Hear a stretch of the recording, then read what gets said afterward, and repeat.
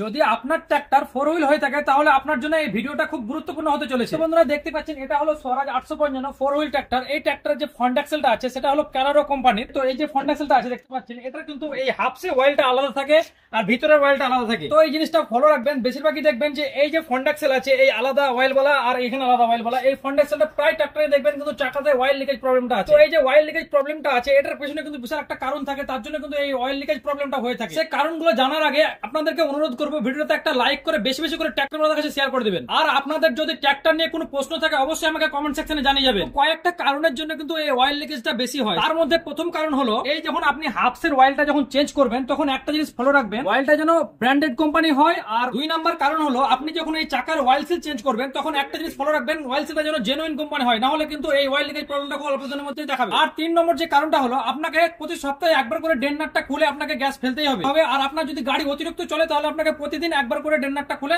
গ্যাসটা বার করতেই হবে। আর বন্ধুরা যদি ভিডিওটা ভালো লাগে একটা লাইক করে চ্যানেলটা সাবস্ক্রাইব করে দিবেন। ধন্যবাদ।